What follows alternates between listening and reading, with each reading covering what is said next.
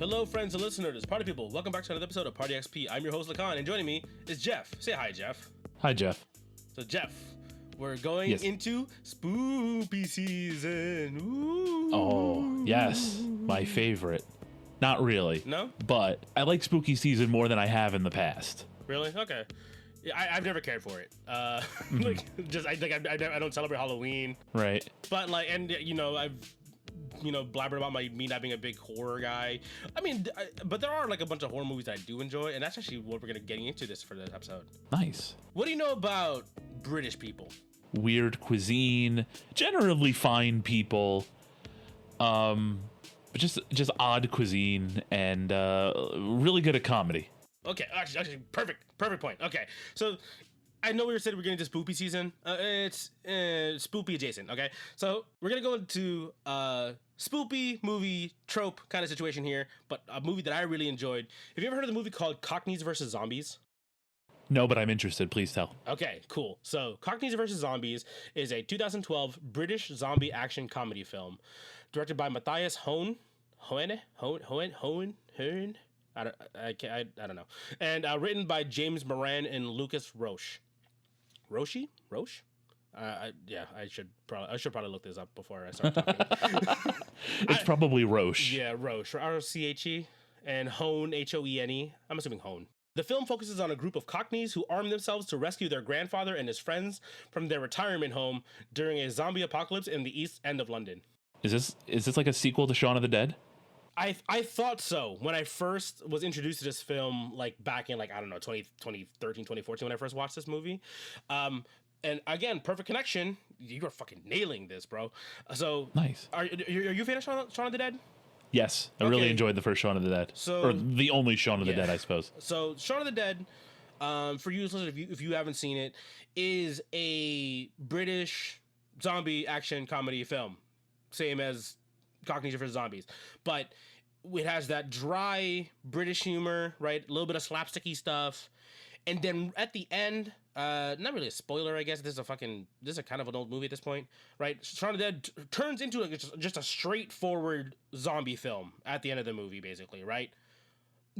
Fantastic movie, very funny. Please go watch it if you haven't seen it. If you have seen it, you know that I'm right. This movie fucking rules ass. So, Cockneys vs. Zombies, I was intrigued because I was a big fan of Shaun of the Dead. Especially around that mid 2012s, I think Walking Dead was probably at its peak around that point. Mm-hmm. There was a lot of zombie material, video games, TV shows, a bunch of movies around that time, and I was kind of getting a little bit tired of it. But if I see something with I think it's the juxtaposition of zombies and comedy film, which drew me to this one. This has a pretty sick cast. If you watch a lot of UK programming or follow English and British actors, you'll probably recognize a lot of the people here. If you've seen any of the shows where the cast is primarily English, right? Europe English, you'll probably recognize a lot of these people. It premiered in 2012 at London Fright Fest Film Festival, which is weird because it's held in August. You would assume spooky season, but no. And it released on, this is the part that confused me, released on Blu-ray and DVD in September 2013. So it took a calendar year to get it on physical media? And I don't know if it's because it was a deal or something, or a distribution deal. And this is the part that really threw me off, because I enjoyed the hell out of this movie. But it had a budget of $3.1 million, which is, pretty standard for most horror films, right? Relatively small budgets for horror films. Mm-hmm. And a box office of $109,500. Oh. Yeah. And I've seen, I enjoyed the hell out of this. And I read reviews, and it's pretty well received. So I don't know if it only got a video release, or a straight to DVD, straight to Blu-ray release. Right. And then it was just in theaters for a limited run. Okay. Something, yeah. So don't, these are just, facts that I usually give before going into the actual watching of a movie or property, right? So don't get hung up on that. Just give the movie a watch. I have the movie. I will hand it to you. Okay. We're doing nice. This. Okay. Yep. So I've got a copy of this on Blu-ray or DVD. On acquired. Oh, okay. Bleep that out. Yeah, I was gonna. Fuck. I have to edit this out. Leave it in. I have a I have a digital copy. I have a digital copy of this game. Movie. Shit, what the fuck am I talking about? Okay, so we're gonna go ahead and get into this watch, and then we'll be back. For you listeners, it'll be a couple seconds. For me and Jeff, it'll probably be a week or so, and we'll see how Jeff feels about Cockneys versus Zombies. I'm already fucking losing my shit. Go to sleep, Lakan. Go to sleep.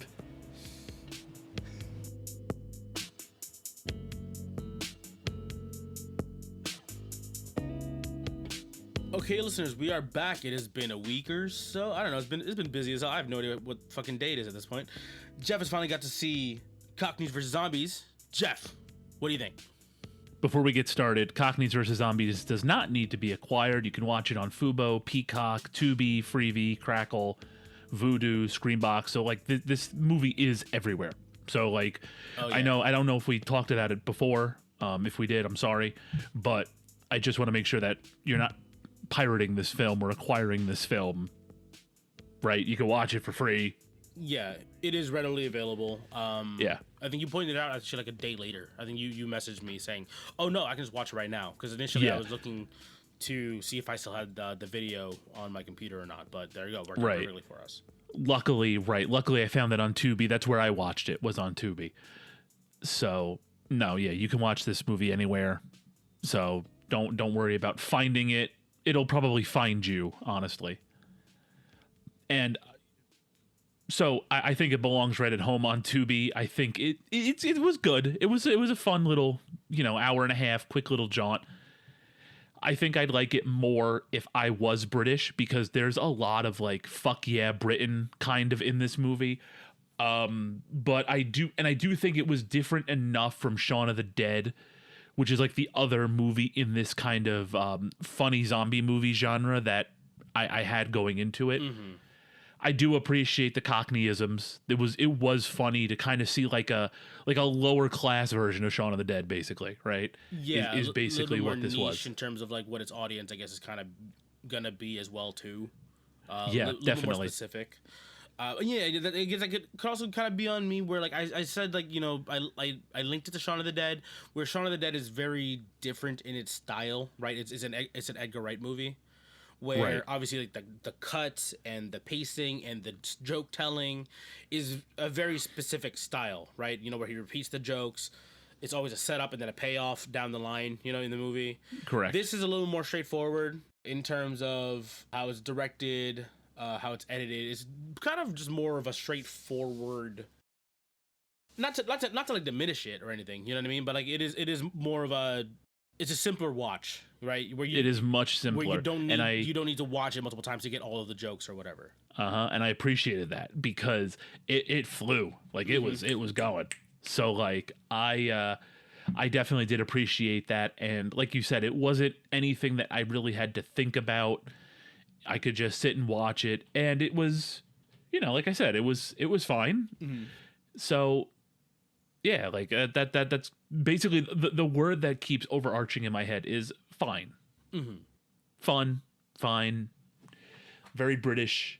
I did laugh at a couple of things, and there was nothing in the movie that where I like rolled my eyes or I sighed. I was like, all right, come on, let's go. Right. Because you get that in certain movies where they kind of either like stay on the exposition for too long, mm-hmm. or certain scenes go too long. I never ran into that with Cockneys versus Zombies. It kind of was perfectly paced for what it was trying to do. Gave me a few laughs here and there, and was over and done within like an hour and 20, an hour and 30 minutes. Yeah. Can't ask for anything more than that. The pacing is very fast. The tempo the movie does move along. Again, yeah, like an hour 20, hour 30, it flies.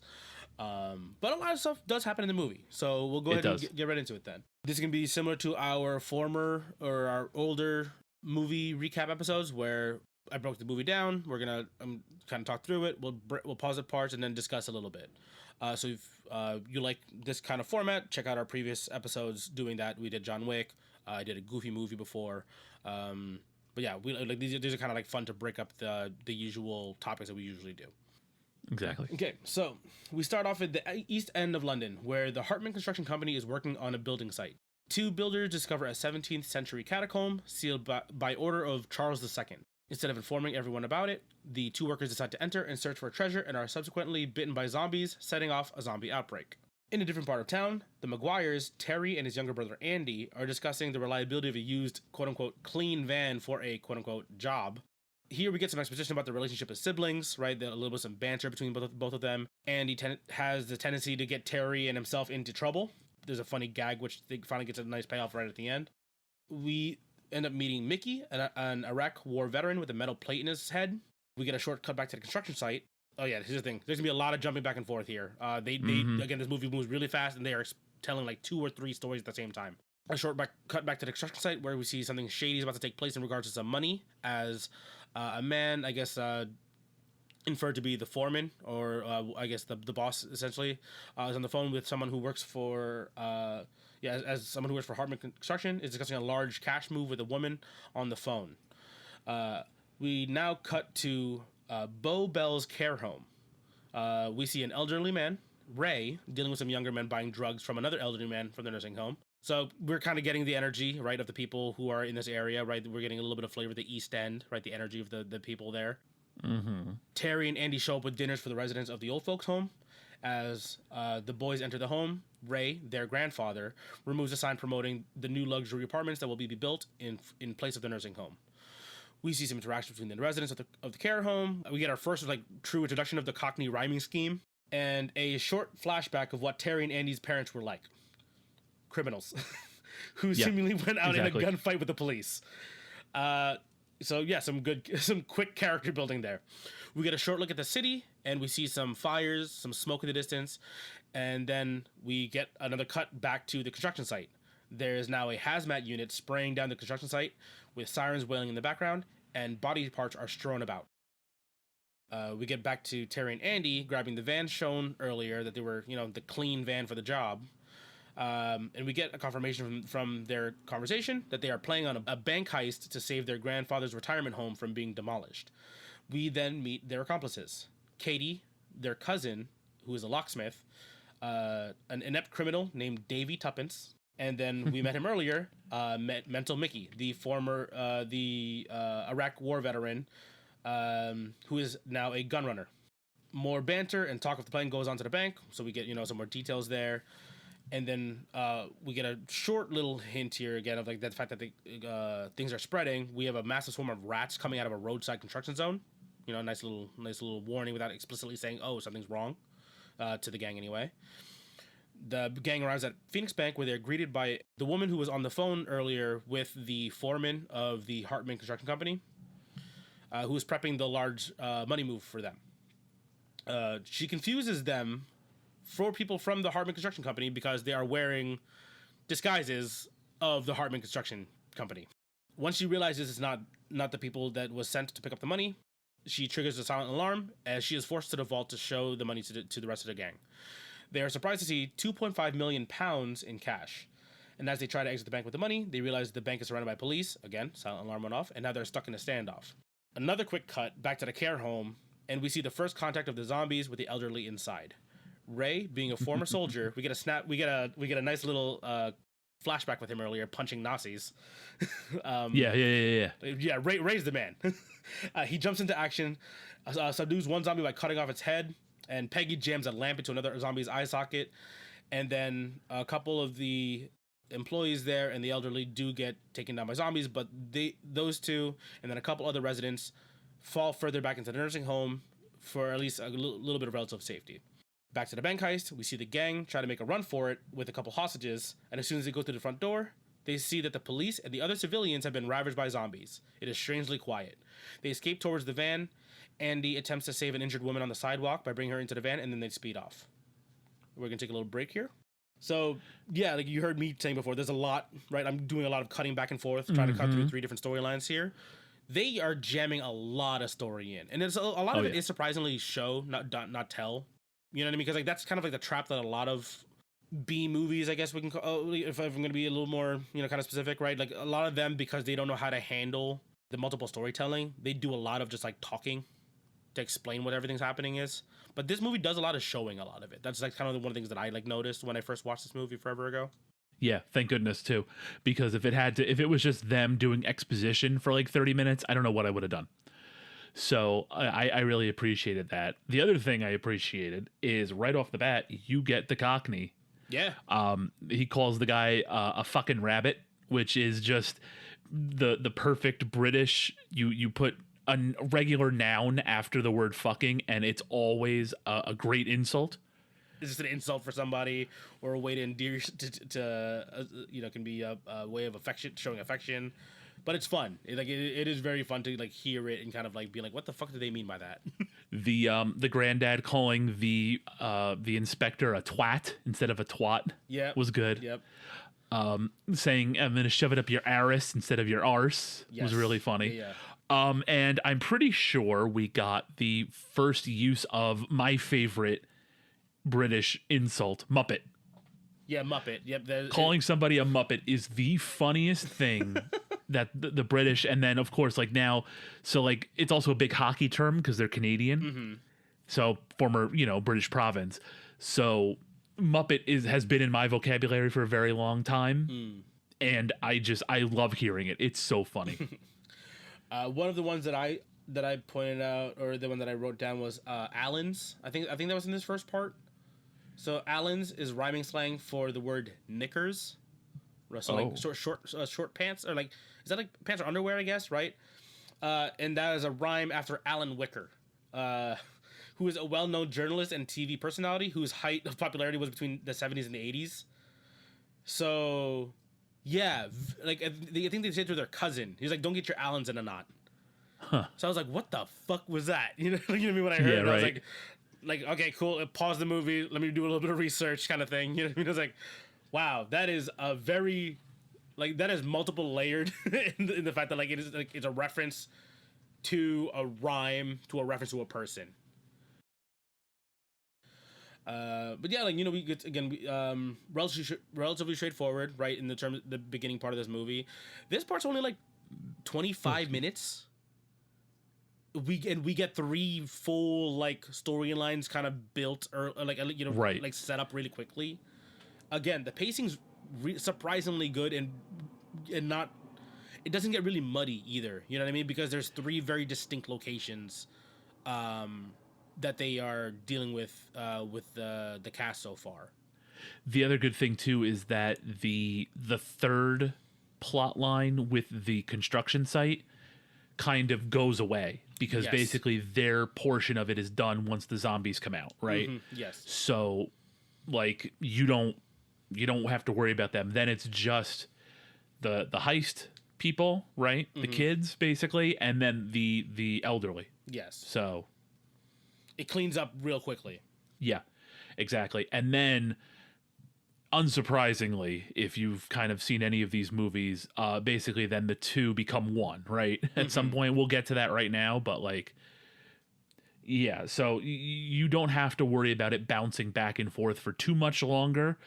And cycling between the 3 ends basically after the end of the first act. So that was good. And again, we get to see short bit here where Terry and Andy realize their parents weren't great examples. They even said it themselves. Yes. Right? Because they end up doing crime anyway.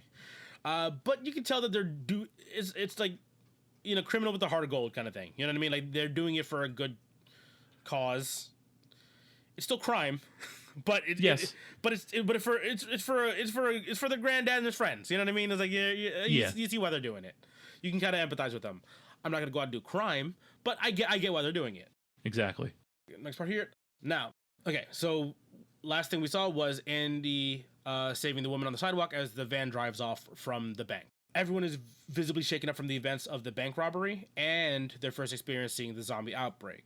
The woman that Andy helped onto the van turns in the van and is sent flying out of the back when Mickey shoots her after a short struggle.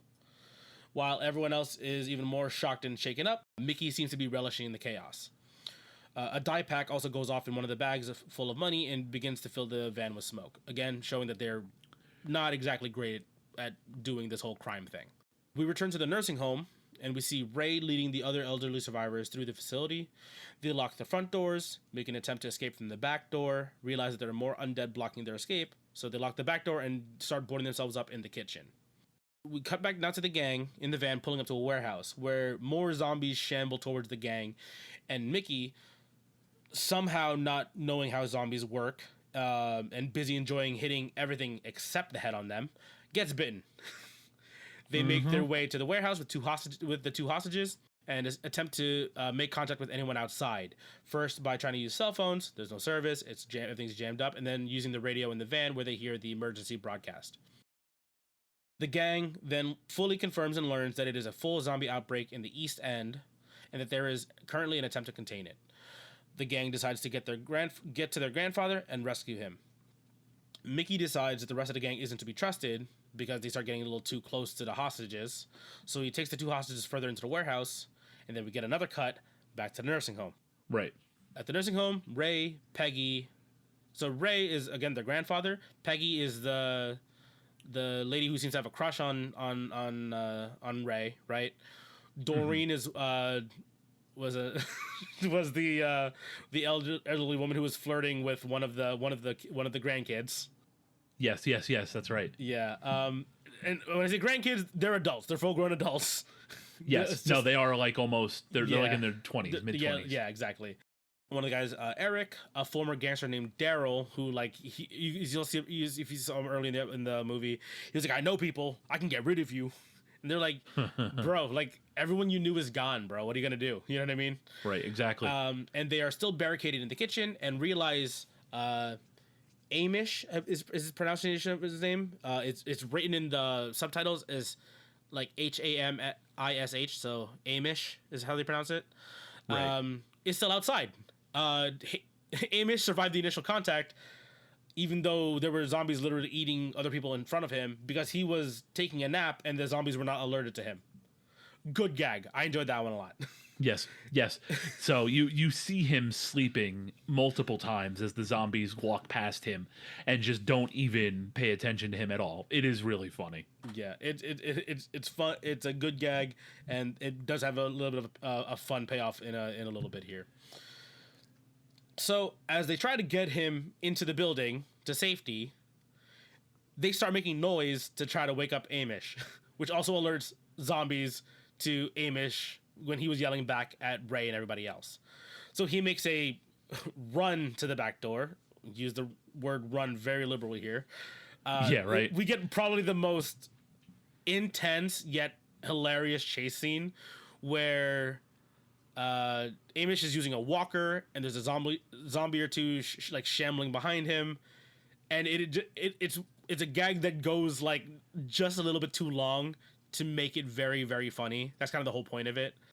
Eventually, Ray runs out there with the wheelchair, snags Amish, while the rest of the elderly residents hold off the horde, and they all make it safely back inside. Back to the warehouse, where we see Mickey has tied up the hostages. He sits down to rest because he's starting to feel a little woozy, still denying that he got infected, even though he got bit in the arm. He decides to sit down in the chair, and the two hostages attempt to untie themselves while Mickey is conked out for a little bit. A little bit of time passes, we don't know exactly how long, but Mickey has finally turned. The hostages scream out for help and are untied by Katie and Davey while Terry and Andy hold off Mickey. Realizing they can't kill/re-kill Mickey through shooting him in the head due to the metal plate, Terry shoves a hand grenade into Mickey's mouth, pulls the pin, and they all make their escape while Mickey explodes. In the panic, Clive, one of the hostages, gets a hold of the shotgun that Mickey was using and tries to take control of the situation. While arguing with the rest of the gang, Clive gets snuck up on by a couple more zombies, gets bitten, accidentally discharges the shotgun, shooting Davey, and then gets eaten alive. The gang stays with Davey in his last moments. Terry decides the only option is to go rescue their grandfather now. Everything else, no point. He hands a revolver over to the other hostage, Emma, and tells her she can come along with them or until they separate ways. She decides to ride along until Marland to get her sister. So they all make their way to the car and make their way to the care home in Marland. They do a quick stop off at Emma's home to see if her sister Jen is there. Unfortunately, they find that the little sister has already turned. Yep. Terry offers to put Jen down, but Emma holds off, saying maybe they'll find a cure. A little bit of hope there, right? As they prepare to get back into the car, they see two groups of zombie hooligans throwing down in front of the car. This is probably the best part. This is probably the best gag. Good scene here. As the zombie conflict just shambles by, they just not even really sneak. They kind of just walk to the car as it's just happening in the background, and then drive off to Mickey's shipping container where Mickey kept his gun stash. We get a short weapon loading up montage. Katie hot wires a double-decker van, and then we're off to the old folks' home for a rescue. Okay, so short break here again. That two teams of like zombie hooligans is a fantastic gag. That is really good. I remember seeing that the first time, finding it very, very funny, and then seeing it now again. Like, I rewatched the movie to properly talk about it. Still a good gag. That's one that I genuinely still have an out loud laugh at when I see it. Yeah, I laughed out loud too. There was another thing that I laughed at. It was like I don't remember what the context was anymore, but basically they were like, we need Christopher Lee, who was Saruman from Lord of the Rings, right? He's like this accomplished United Kingdom actor, who's like also served like in the military and has killed people in the past. So I guess that's why. Maybe he had some other sort of role where he killed zombies or killed other like otherworldly beings, but I just thought it was funny because I was like, oh shit, yeah, Christopher Lee reference. He's cool. Yeah, or just him being. I think it's just awesome to hear Christopher Lee. Like, regardless of the context at that point, I'm like, Christopher Lee, why not? He's the hero we need. The two teams that I had to look up because I didn't know what the two football teams were. It was Millwall Football Club and West Ham United Football Club. That was the two sets of colors there. A lot of lamp shading in this section of this part of the movie in regards to the threat of the zombies. Right. Okay. Mickey not knowing how to shoot the head while Emma literally just calls it out. I was like, everyone knows that. A very matter of fact. The gang acknowledging the zombies weren't runners, right? I think that was the term they used. Yeah, because I guess they're used to watching other media where zombies are like these super fast, like ravenous beasts, and they got like the slow walkers that are like the brains kinds of zombies, right? Yeah, so not like the Left 4 Dead style, not the World War Z style where they're full on sprinting and stuff at you. These are like the shamblers, these are like Walking Dead style. You know what I mean? You realize that in actuality, maybe initially they're not actually all that dangerous because they're just very slow and kind of like you can kind of just walk around them. Shaun of the Dead obviously does another thing where they kind of lampshade that one too. The chase of the retirement home with Amish literally shuffling just as fast with a walker as the zombies are moving. Again, a lot of them poking fun at the typical tropes of these old school zombie movies basically. Right. No, I did like the high octane chase scene of Amish with the walker, slowly making his way into the old folks' home as the slow zombies follow behind him and take a swipe at him or something. And I thought that was really well done. It really played up the idea of not just the stakes, I guess, but just played fun at it being how slow everybody moves. I thought it was funny. Yeah, again, it still feels tense at the same time, even though I'm clearly laughing at the screen, when it's happening, because it's funny seeing it move so slowly, but also the music kind of has that high octane riff to it, so it feels way more intense than when they pull the camera out. You're like, oh, they're moving a mile an hour. You know what I mean? They're they're really, really barely moving here. Yeah.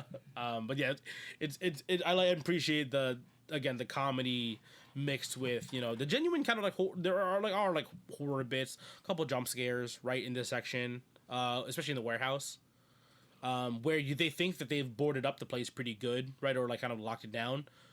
But every couple minutes, right, another one shambles in somehow, even though they could have sworn they've locked it down already. So there's that constant threat, even if they think they're in a relatively safe area. Let's see. One other point I had to point out: Clive sucks. The male hostage. Yeah, no, he definitely got what he deserved. Yeah. So I think that was the whole point of his character was that he was going to be the one to get it. And yeah, get a real gruesome death, and he did. Yep. He got the I'm gonna reference Shaun of the Dead here. Do you remember the guy with the glasses who like constantly shits on Shaun?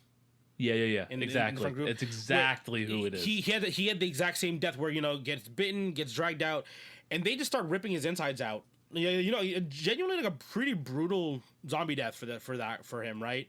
Like like pulling his chest open, ripping out his guts. Just gets eaten alive. That's like I know that's kind of like a staple now in terms of like zombie like death movies, right? So zombie deaths in movies, but even then, like even if with this kind of B movie energy, that one was really well done. In terms of like the way the I guess is it costume work? I guess is it prop work? I don't know exactly how you call it. But them I don't know. literally tearing into his body and then showing off like literally his intestines coming out. Right. Yeah, I guess that is prop work or makeup. Yeah. Like it was good. It was really it was like in the light too, so it wasn't hidden by shadows or anything. But Clyde can go fuck himself. Mm-hmm.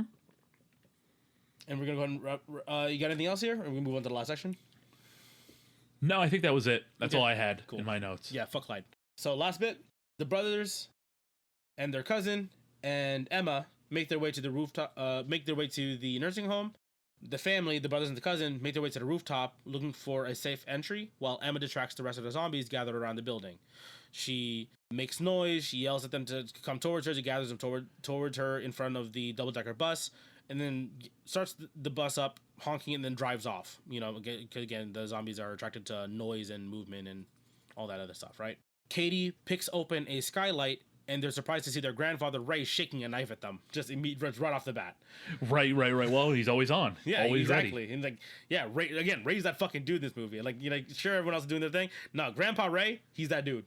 Everyone is reunited, and they set up everyone with some guns. Here we get another suit up montage here. Some are a little more creative than others, with Amish getting an Uzi duct taped to his walker. Ray picks up a M16.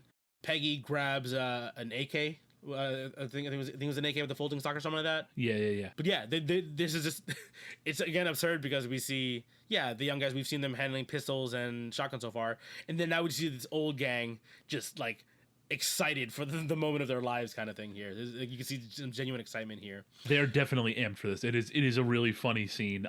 Part coming up I really enjoyed. And so now they can fight their way out of the nursing home. It's using proper weapons instead of a hand mallet, an alligator clipper, and a whisk. So now they've got some real weapons set up now. They set it off with some hand grenades stuck together to clear out one of the next rooms. They start blasting their way out of the nursing home. Which one did you want to point out? Do you have one specifically you wanted to point out here? The one where they blast their way to the nursing home and the wheelchair guy is just killing all of his enemies from the nursing home. It's so funny. Yeah, he sees another shambler zombie in a wheelchair, and he goes, "Push me! This one's mine." Yeah. It's like, oh, this dude clearly had beef with this other guy in a wheelchair. Yeah. Yep. That was exactly the one. I'm like, yo, that is fucking great.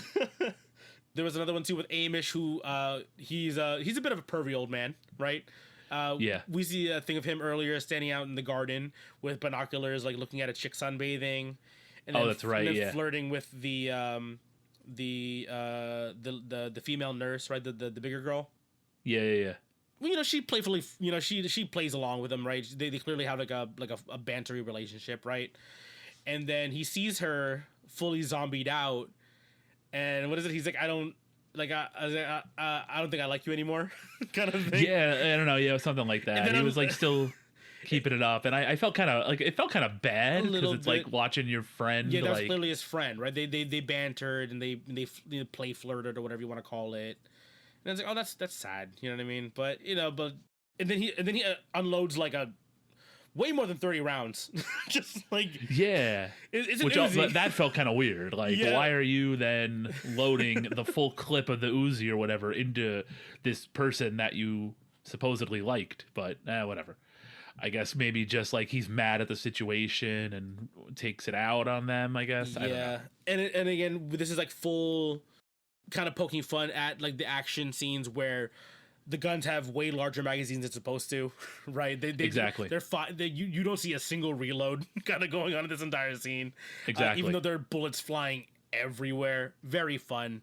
Unga bunga, like action movie type of thing. I'm absolutely in for it. I like this kind of dumb stuff. It's fun. So once outside, the double-decker bus, driven by Emma, makes its return, and then they get everyone on board. Again, it's funny because how slow it is to get everybody on board because they're all elderly and it's hard to kind of move them faster, but the zombies are just as slow. They start driving off, make their skip away from the nursing home. Emma offhandedly mentions that she met the rest of the grandkids at a robbery that morning. Yeah. While initially angry, Ray begins to appreciate the risk the boys and Katie were willing to take to make sure that the rest of the elderly could stay together and be taken care of instead of the nursing home being demolished and them all being separated, and how they risk their lives to rescue the old heads. Right, yeah, like he chastises them for like, oh my God, why you put yourself in that much danger? Your parents didn't, tried to give you a better life. I'm so upset with you. How much did you get? They're like $2 million. And he's like, oh, $2 million. Okay. You know what? Don't do it again. Just very quick, very quick turn. Exactly. Just don't do it again, boys. Really changed his tune. Once he heard funny. That, it went well. Oh, right. Okay, yeah. Then we're gonna take advantage of the 2.5 million. Exactly. It's again like a bit of a. Initially, you were thinking like, "Oh fuck, why'd she say that?" kind of thing. And the fact that it turned so fast, it was like, "Okay, cool, we're good." Right. He knows. Again, it's one of the things we know that they did crime for a good thing. You know what I mean? As we mentioned exactly. earlier. As they continue driving, things start looking like it's just gonna go smooth sailing from this point on. Right? Terry breaks the gearbox of the double decker. Yep. They need to escape to the docks on foot. Once aboard one of the little ferry boats, right?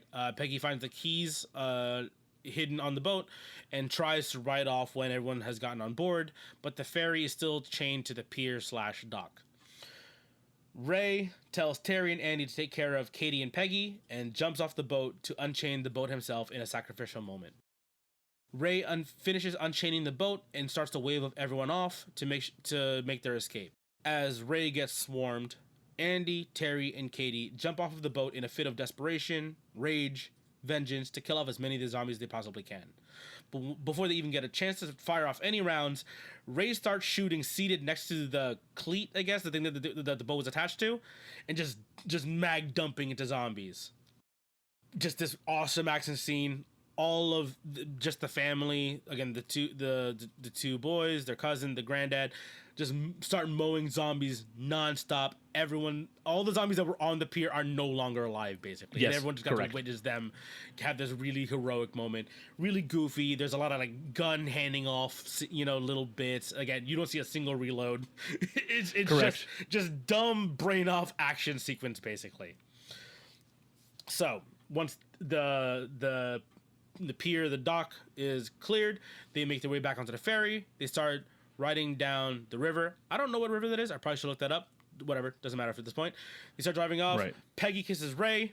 The kids are disgusted by that. Yes, yeah, they go like in on it, and the kids are like, enough of that. Enough. Yeah, just moving along. Come on, granddad. And then they have this short little. Hopefully, they have the flyby of the army, I guess, right, coming over to the area. They're finally coming in to take care of the rest of the zombie outbreak, and they basically say the East End will rise again. That's basically kind of like how the movie ends. There's like this little glory moment, and then we end with Grandpa Ray picking off zombies on the shoreline. Yeah. Yep. And that's it. Yeah, this movie moves fast. That was like an hour 20 minutes in, or an hour 25, and that was kind of it. Yeah, like I said, real short.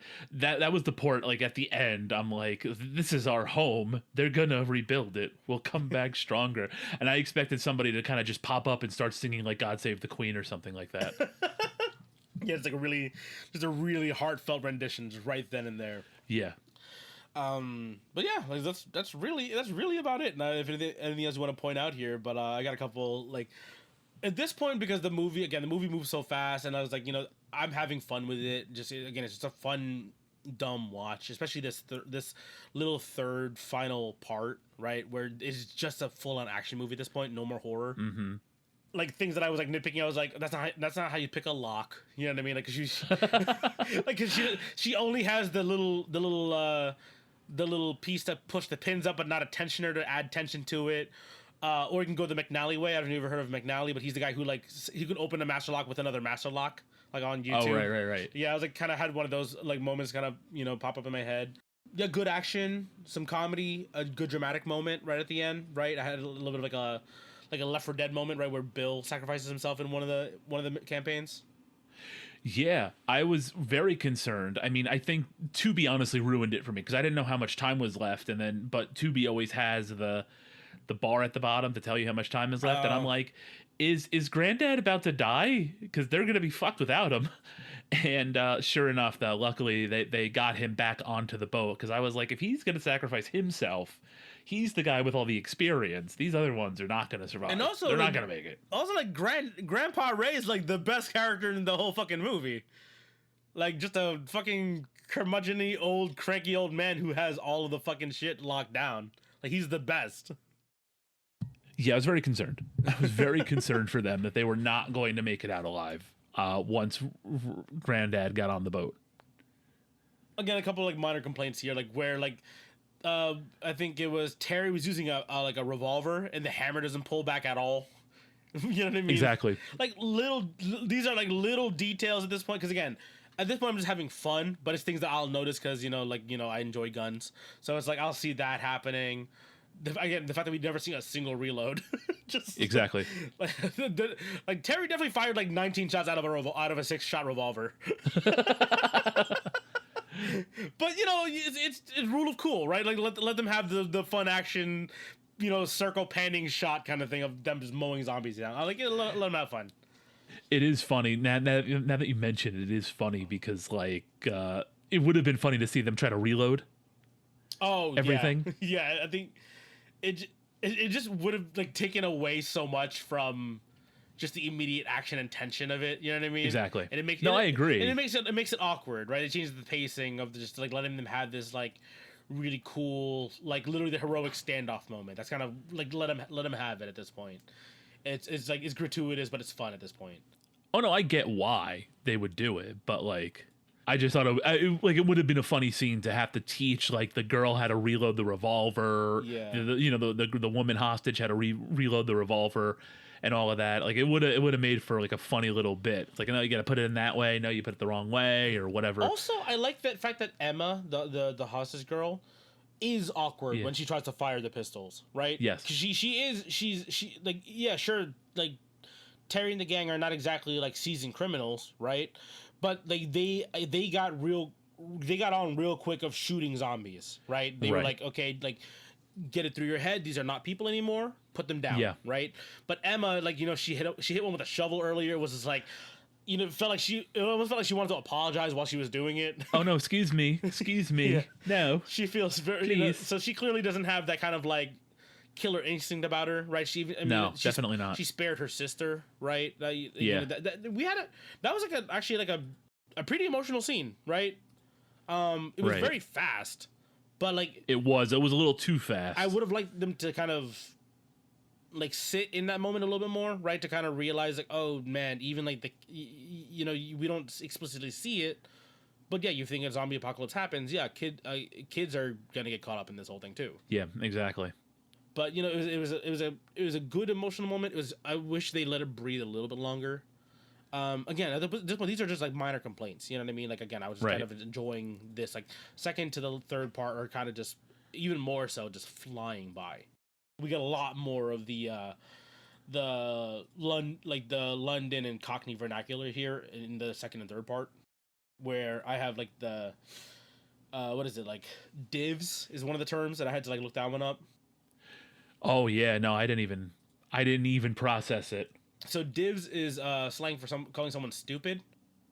Okay. It's UK prison slang. A job given to the lowest inmates was to put cardboard dividers into boxes. Someone given this job was a divider or a div. Okay.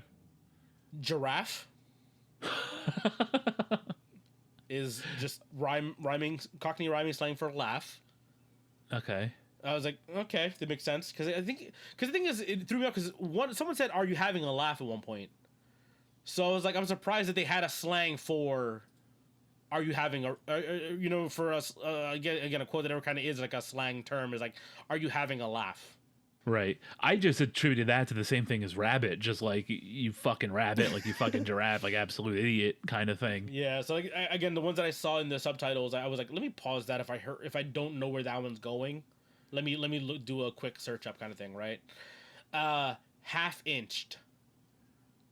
I can take a guess. Go for it. Probably just a little dick. No, so the term half inched is rhymes with pinched or stolen, slang for stolen. Okay. This one was funny. Mutton Jeff. Was that a thing? Yeah. Completely missed it. This was during the nursing home where they were talking about one of the other elderlies. Mutt and Jeff, like Mutt and apostrophe Jeff, Yeah.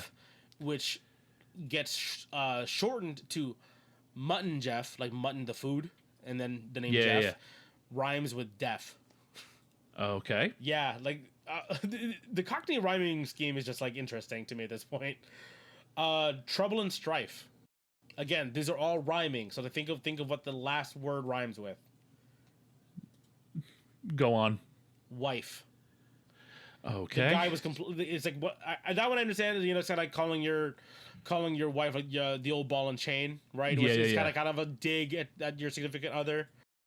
Another one here, yeah. It rhyme again. The same thing. Tin bath. Okay. Laugh. Just another way to just say laugh. It's like, oh god, that is insane. Confusing the shit out of me. Raspberry ripple. Okay. What? There's only one real word that ripple rhymes Nipple, with. I guess. Oh, one more. Cripple. They were referring to Amish and Eric, the guy in the wheelchair. That was another one that they used because they said they can't climb through the skylight. Right. Because she's like, we have a raspberry ripple down here because again, like the guy who's in a walker and the guy in a wheelchair, they can't climb up the damn ladder. Yeah, like I had to like start writing some of these down just for reference, and I was like, and just have to search them. You know what I mean? I was like, let me go and pause that, do like a 2-minute search real quick, and just find it up on like a Cockney rhyming scheme like website. Which I'm sure they have, of course. They do. Yeah, they have there's a whole translation sheet, bro. It's wild. And now my algorithm is fucked for the next couple days. Right, exactly. Oh well. Yeah. Again, like I mentioned it before, and I saw other people doing it as well online, specifically on like Reddit, because where else am I really gonna find a discussion about this movie? But yeah, I compared it to Shaun of the Dead. They did. Again, like in all honesty, it really doesn't have that much in common aside from being a British zombie movie.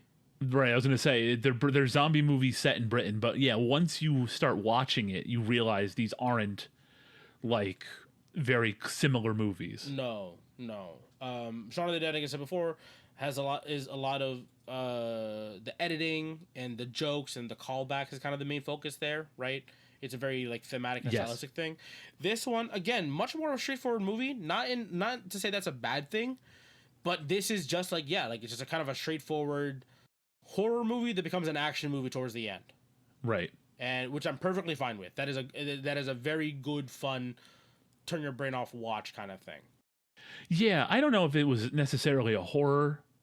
There weren't a lot of jump scares. There wasn't anything really scary, but I guess technically if it is a zombie movie, inherently it's going to be a horror movie. Mm-hmm.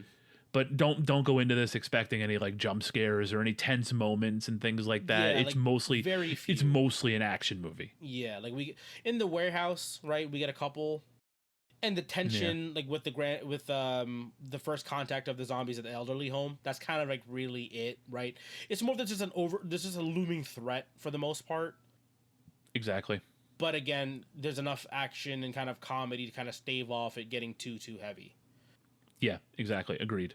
Again, a lot of jokes that are specifically for like Londoners and people who understand the Cockney vernacular.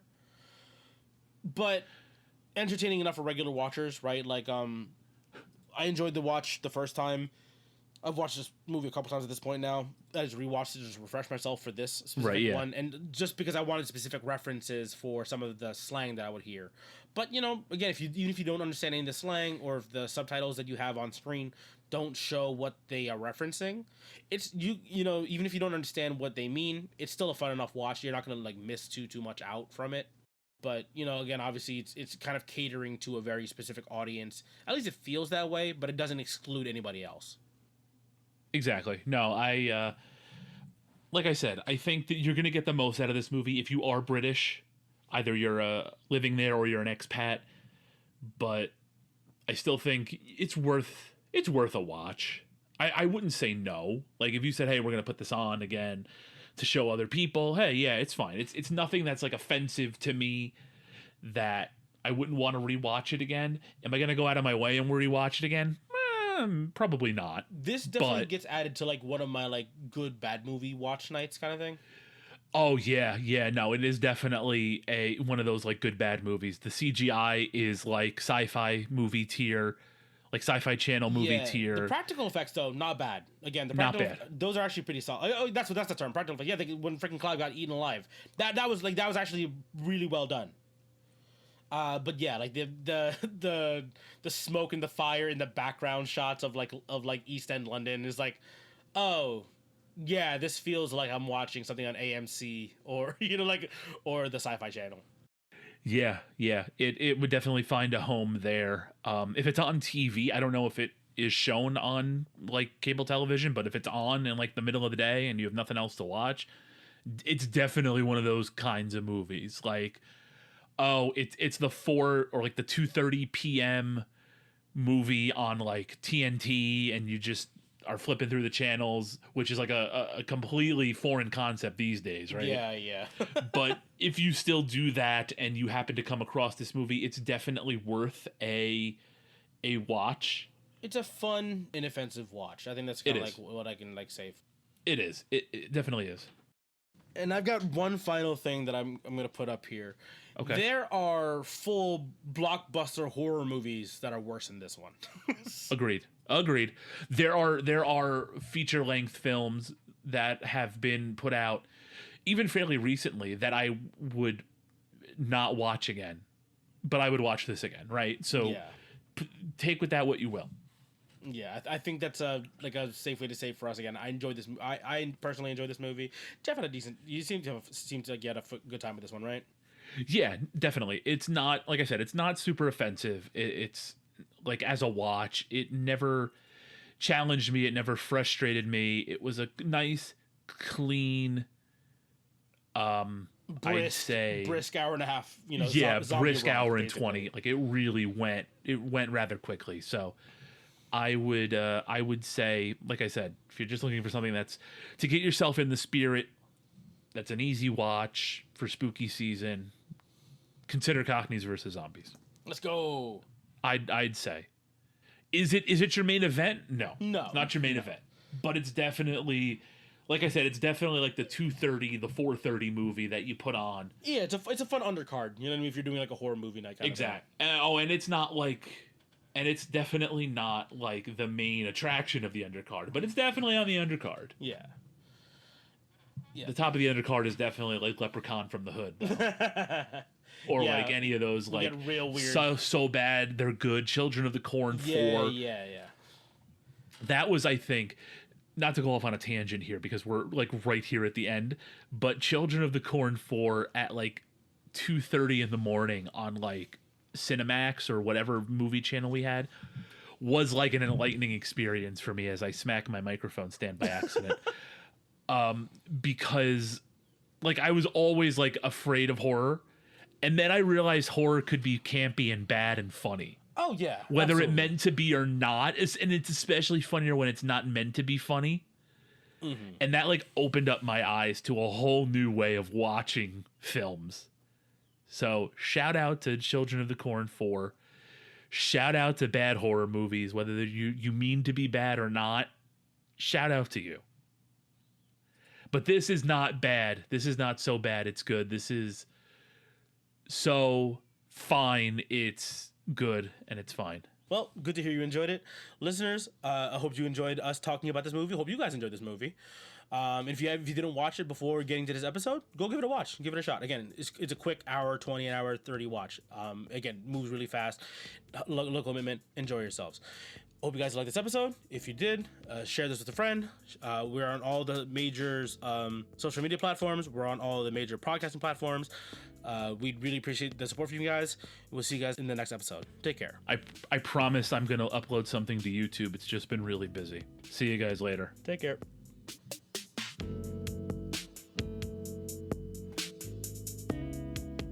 Oh, what's all this then? Oh, what's all this, Governor? What is all this going on here? You have a license for that knife? I better see some paperwork. You're all trouser with no nick. I'm not gonna say that one. That one feels bad. God save our king.